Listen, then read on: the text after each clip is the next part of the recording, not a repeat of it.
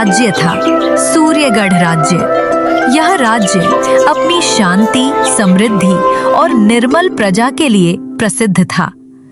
इस राज्य का एक बुद्धिमान और दयालु राजा था, राजा विक्रम, जिन्होंने हमेशा अपनी प्रजा को न्याय और सुख प्रदान किया। लेकिन समय बदल रहा था और राजा के मन में एक गहरी चिंता जन्म ले चुकी थी। मेरे बाद इस राज्य का उत्तराधिकारी कौन बनेगा? किसमें वो ईमानदारी और दया होगी जो एक सच्चे राजा में होनी चाहिए? एक दिन उन्होंने अपने राज्य के मुख्यमंत्री को बुलाया और कहा, मंत्री जी, अब समय आ गया है मेरे उत्तराधिकारी को चुनने का। मैं चाहता हूं कि राज्य के हर नागरिक को एक समान अवसर मिले। आप घोषणा करवा दीजिए कि कल सुबह सूरज की पहली किरण के साथ सारे नागरिक किले के बाहर उपस्थित हों। उन्हें एक एक बीज प्रदान किया जाएगा। राजेंद्र, आपने बिल्कुल ठीक कहा। अब समय आ गया है उत्तराधिकारी चुनने का। मैं तुरंत व्यवस्था करवाता हूं महाराज। कल प्रातः संपूर्ण राज्य को संदेश भेज दिया जाएगा। हर नागरिक को एक एक बीज प्रदान किया जाएगा, जैसा आपने आदेश दिया है। सुनो सुनो सुनो सुनो गांव वालों, सुनो।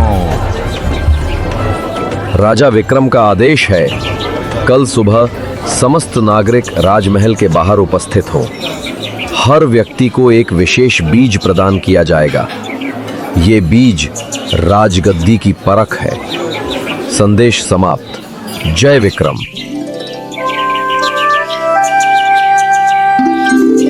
अगली सुबह सूरज की पहली किरण के साथ ही पूरा राज्य राजमहल के बाहर एकत्र होगा। राजा विक्रम ने अपने उत्तराधिकारी का चयन करने का एक अद्भुत तरीका सोचा था। उन्होंने हर नागरिक को एक एक बीज देने का आदेश दिया।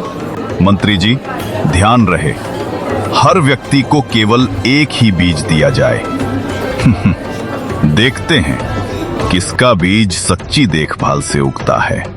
मेरे प्यारे प्रजाजन, ये बीज तुम्हारे लिए एक परीक्षा है। इसे लगाओ, इसकी देखभाल करो और 1 महीने बाद इसका फल मुझे दिखाओ। जिसका पेड़ सबसे सुंदर और सबसे मजबूत होगा, वही मेरा उत्तराधिकारी बनेगा। बीज वितरण के बाद हर व्यक्ति घर लौटा। कहीं उत्साह था, कहीं जिज्ञासा, और सबके मन में एक ही सवाल, क्या हमारा बीज उग पाएगा? सबने अपने अपने बगीचे तैयार किए। दिन बीतते गए। कुछ बीज अंकुरित हुए और कुछ तेजी से बढ़ने लगे।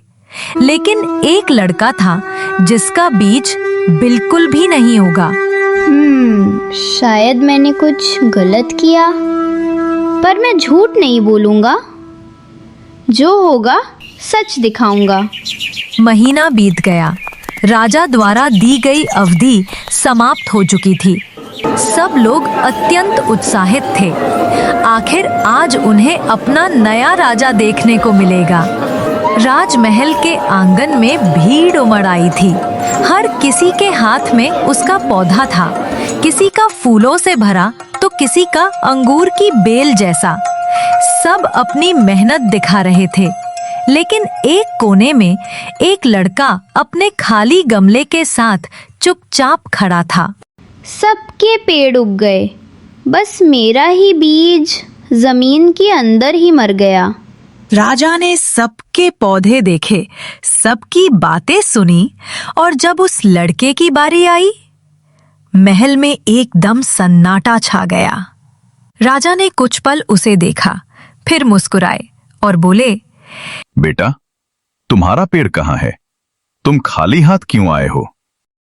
महाराज, मैंने पूरी कोशिश की, पानी दिया, धूप दी, लेकिन बीज उगा ही नहीं। मुझे लगा मैं हार गया, लेकिन झूठ नहीं बोल सकता था।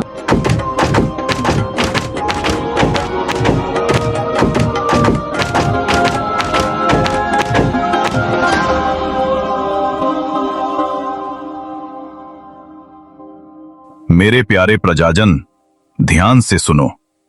यही लड़का, यही मेरा उत्तराधिकारी होगा। सब लोग हैरान रह गए। जो लड़का खाली गमले के साथ आया था, वही राजा का उत्तराधिकारी कैसे बन गया? हाँ? पर महाराज, ये क्या कह रहे हैं आप? अरे इस बच्चे का तो टोकरी पूरी खाली थी महाराज। जरा हमारा पौधा देखिए, कितना हरा भरा, कितना ताजा।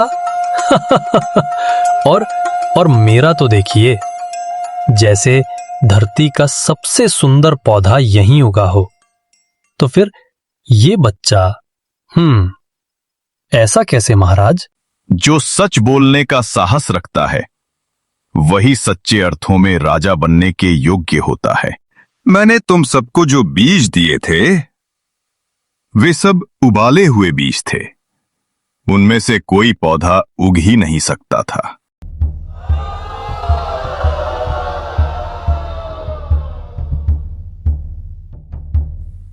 लेकिन तुम सबने झूठ के फूल उगाए। मैं ऐसे व्यक्ति की तलाश में था जो सच्चाई से कभी न डरे, जो झूठ के पेड़ के पीछे अपनी ईमानदारी न छुपाए। और आज ये छोटा सा लड़का हम सबको सबसे बड़ा सबक दे गया है।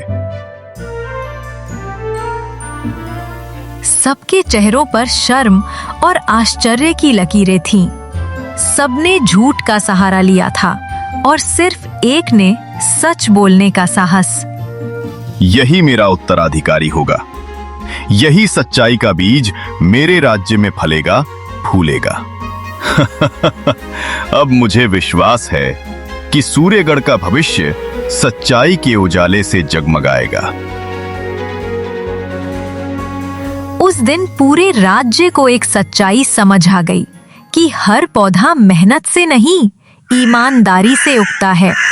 समय बीत गया, राजा विक्रम का देहांत हुआ और वो छोटा लड़का बड़ा होकर राजा बन गया। उसके राज्य में सबसे बड़ा नियम था, सच बोलो चाहे कोई देखे या ना देखे। वो लड़का सिर्फ राजा नहीं बना, वो सबके दिलों की प्रेरणा बन गया। याद रखो, जब दुनिया दिखावा चाहती है, तब एक सच्चा दिल ही सबसे बड़ा दीपक बन जाता है। सीख, ईमानदारी छोटी लगती है, पर वही सबसे बड़ी ताकत होती है।